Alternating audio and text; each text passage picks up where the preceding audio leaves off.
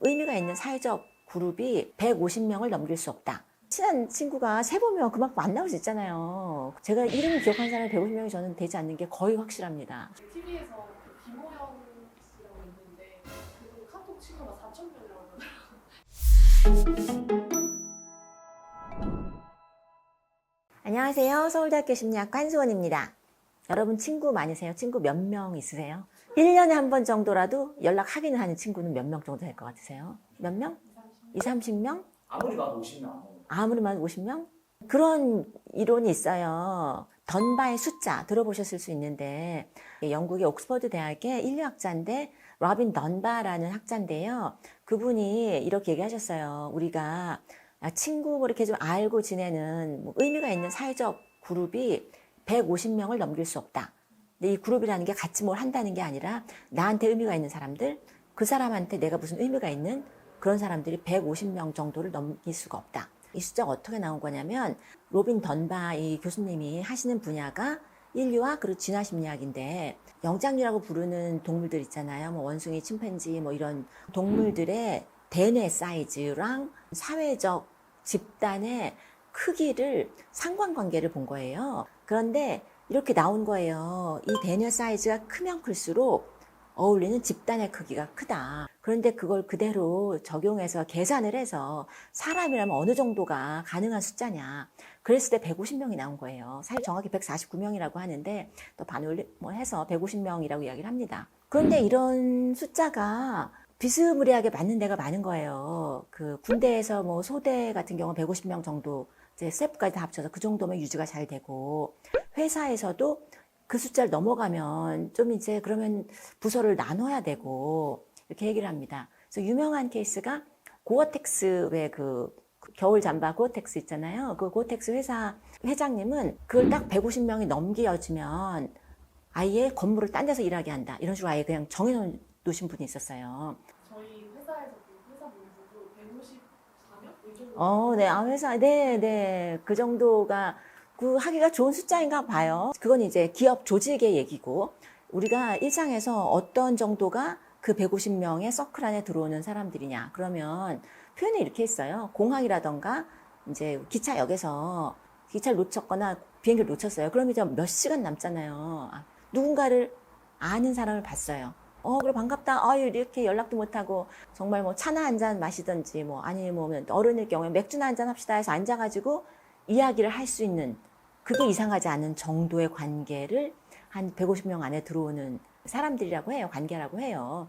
그 숫자 말고도 이제 여러 가지 숫자 얘기를 했어요. 절친의 숫자는 5명 정도, 그 5명 정도를 넘어가기 힘들다. 가족도 포함하는 거예요. 가족 중에서 뭐 배우자가 친구, 절친이나 마찬가지일 수도 있고 자녀가 절친일 수도 있고 그런 거잖아요. 그 다음에 숫자가 정말 아주 가까운 친구. 그 사람이 없으면 정말 내 인생에 크게 충격을 받을 만한 그 정도 아주 가까운 관계. 이제 그 정도를 한 15명 정도 뭐 이렇게 얘기를 하고요. 그 다음에 우리가 뭐 친구다. 1년 한두 번은 연락한다. 그런 사람이 보통 30에서 50명 뭐 이렇게 얘기를 합니다. TV에서 김호영 씨라고 있는데 그분 카톡 친구가 4천 명이라고 하더라고요.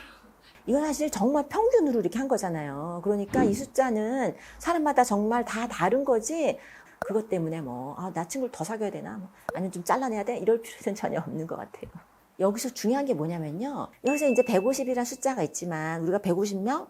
우리가 친한 친구가 세보면 그만큼 안 나올 수 있잖아요. 150명? 제가 이름을 기억하는 사람이 150명이 저는 되지 않는 게 거의 확실합니다. 내 친구가 몇 명이지?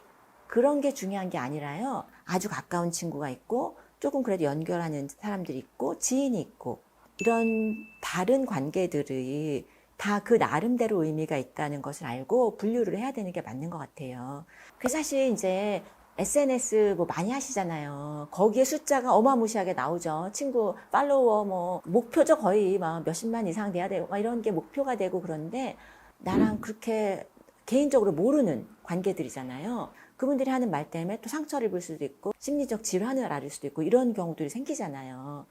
근데 우리가 그 관계는 나한테 그렇게 의미가 있지 않은 관계는 사실 우리가 약간 금을 그어 놓는다고 할까? 아니면 거리를 둘 수 있어야 돼요. 왜냐하면 정말 가까운 관계는 나를 알고 어떤 연결이 유지되는 관계고요. 그렇지 않은 경우까지 우리가 영향을 받으면 그게 너무 힘들어지고요. 큰 서클을 유지하는 것도 그러니까 의미가 있는 것인데 그게 어느 정도 나한테 중요한 것인지 어떻게 유지해야 하는 것인지 그런 생각을 또 할 필요가 있고요. 그리고 또 여기서 이게 숫자가 뭐 5명, 뭐 15명 뭐 이런 숫자가 나오는데 이 숫자가 5명, 이 5명이 평생 간다. 이건 아니에요. 150명이 평생 간다도 전혀 아닙니다. 들어오고 나가는 거예요. 절친도 들어오고 나가요. 내가 유지할 수 있는 절친이 사실 그렇게 엄청 많지는 않잖아요. 연락도 해야 되고 뭐 바쁘고 그러면은 연락이 한동안 끊어지면 또 그러면 다른 직장 동료랑 또 이제 사회적 관계가 있고 그렇게 되는 건데 그걸 유지하려고 온갖 노력을 기울일 수는 없고 그럴 필요도 없고 들어오고 나가는 게 자연스러운 거고요. 보통 뭐 5년에서 7년이면 다 바뀐다고 그래요. 그 절친, 뭐 아주 가까운 친구, 이런 사회적 관계. 이게 정해져 있는 게 아니라 내가 유지할 수 있는 관계가 그 정도다. 그러니까 가까운 관계, 또 느슨한 관계, 지인, 이런 것들을 우리가 분류도 하고 내 에너지도 조절하고 그러는 게 필요할 것 같습니다. 자, 친구의 숫자, 지인의 숫자, 우리 사회적 관계의 숫자 이런 이야기를 해봤습니다. 이런 영상이 도움이 된다고 생각하시면 구독, 좋아요 해주시면 더 좋은 영상 만들어 보도록 하겠습니다. 감사합니다.